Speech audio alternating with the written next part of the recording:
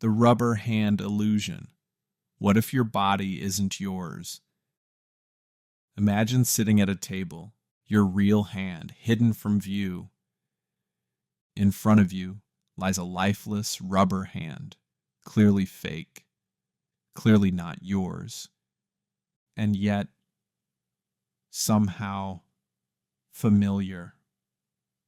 A researcher begins stroking both your real, hidden hand and the rubber one, gently, deliberately, in perfect synchrony.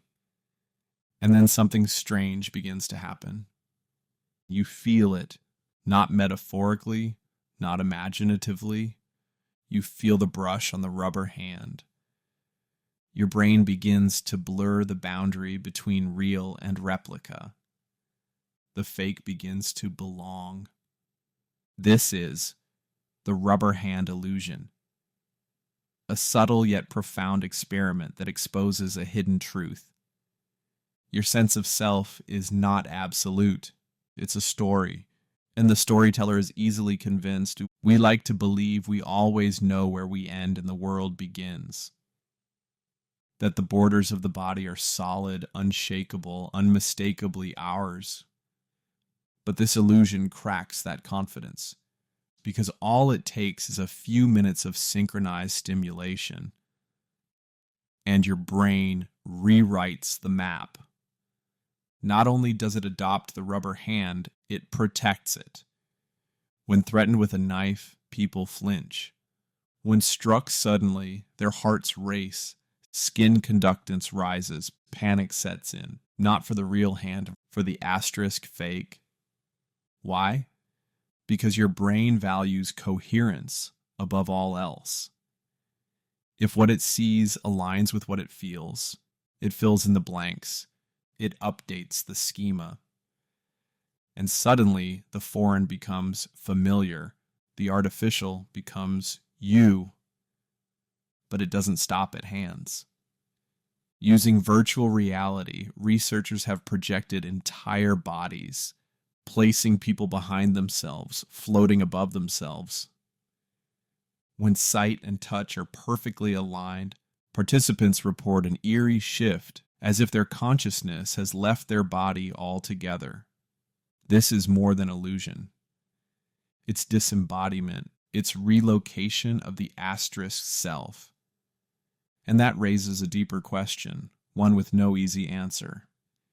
If your sense of body can be tricked, then who exactly are you? Are you a biological shell, or just a pattern, updated moment by moment, based on sensory input? The implications are vast. In one version of the experiment, the illusion breaks. The strokes become asynchronous, and participants begin to lose connection with their real hand.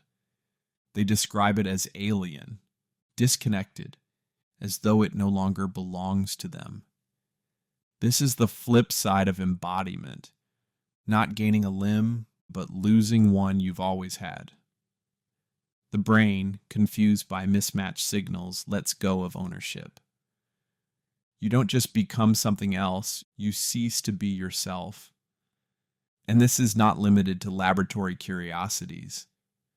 Amputees often feel phantom limbs, not because they're deluded, but because the brain still holds on.